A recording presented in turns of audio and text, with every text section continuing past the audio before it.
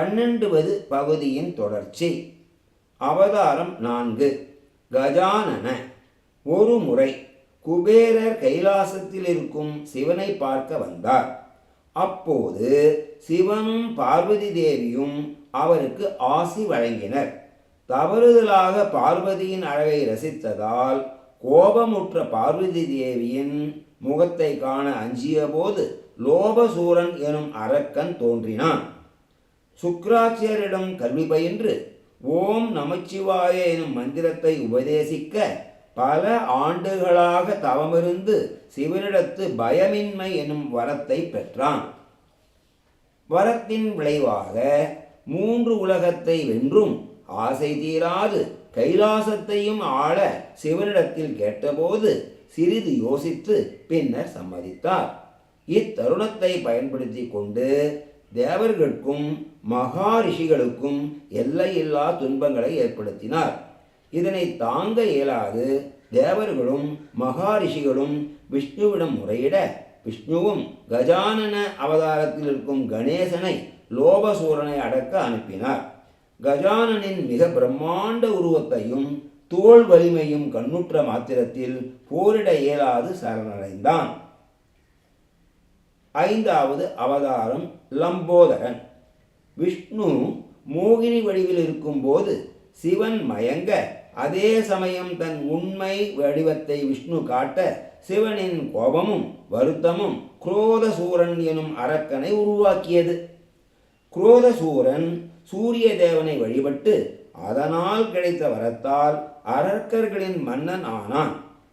சம்பராவின் மகளான கிருதியை மணந்து ஹர்ஷா எனும் சோக எனும் குழந்தைகளை பெற்றான். 3 உலகத்தையும் கைப்பற்றி தேவர் மற்றும் ரிஷிகளுக்கு தீங்கு விளைவிக்கலானான். இவனின் தொல்லைகளை பொறுத்து கொள்ள இயலாது லம்போதர அவதாரத்தில் இருக்கும் கணேசனை வேண்ட அவரும் குரோதசூரனை வதம் செய்தார். அடுத்ததாக அவதாரம் 6. விகட. இச்சையால் உருவானவன் காமசூரன். பேராசை பிடித்தவன். அசுரர்களின் ஆசானான சுக்ராச்சாரியனும் பயின்றவன். பல ஆண்டுகளாக தவமிருந்து எல்லோரையும் வெல்லும் வரத்தை சிவனிடமிருந்து பெற்றான். 3 உலகத்தையும் வெற்றி கொண்டு தேவர்களையும் ரிஷிகளையும் கொடுமைப்படுத்தலானான். தேவர்களும் ரிஷிகளும் மதுகள ரிஷிகளும் வேண்ட ஓம் எனும் மந்திரத்தை தொடர்ந்து கூற விகட அவதாரத்தில் உள்ள கணேசனை வழிபட விகடரும் காமசூரனை வதம் செய்தார். அடுத்ததாக அவதாரம் 7. விக்னராஜா. பார்வதி தேவி ஒரு சமயம் தன் தோழியர்களுடன் சிரித்து பேசிக் கொண்டிருக்கும் போது பார்வதி தேவி மனம் விட்டு சிரிக்க ஒரு அழகான ஆண் உருவாகி இருப்பதை கண்டாள். பார்வதி தேவியை நோக்கி அவன், தாயே, நான் தங்கள் சிரிப்பிலிருந்து தோன்றியவன், தங்களின் கட்டளைப்படி நடக்கின்றேன் என்றான். அவனுக்கு மானசூரன் என பெயரிட்டு அவனை நோக்கி, நீ கணேசனை துதித்து தவமிருந்தால் நீ நினைத்த செயல்கள் அனைத்தும் வெற்றியாகும் என்றாள் தேவி.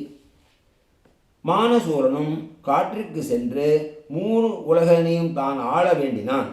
அவனின் தவ வலிமையை பாராட்டி கணேசனும் வரமளித்தார். பெற்ற வளத்தால் பெருமை அடையாது அனைவரையும் துன்புறுத்தலானான்.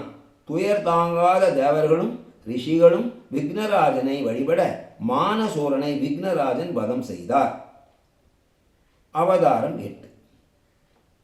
பிரம்மா ஒரு சமயம் சூரிய தேவனை பார்த்து, நீங்கள்தான் உலக இயக்கங்களுக்கும் செயல்பாடுகளுக்கும் காரணகர்த்தாவாக இருக்கின்றீர்கள் என புகழ, அதனால் தலைகணம் கொண்டு அகங்காரம் மற்றும் தற்பெருமையால் ஒரு அரக்கன் தோன்றினான்.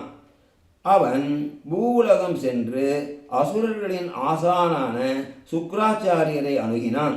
சுக்ராச்சாரியர் அவனுக்கு அகம், அதாவது அகங்காரம் தற்பெருமை எனும் பெயரிட்டார்.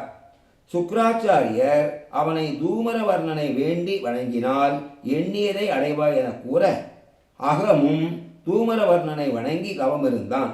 அவனின் தவத்தை பாராட்டி அவன் விரும்பிய 3 உலகையும் ஆள வேண்டும் என்ற விருப்பத்தினை ஏற்றுக்கொண்டு வரமளித்தார்.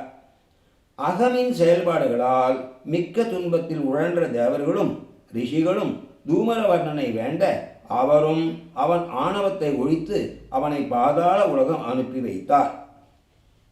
நன்றாக புரிந்ததா? 14வது பகுதியில் 6வது ஸ்லோகத்தை காணலாமா? வாருங்கள் கற்போம்.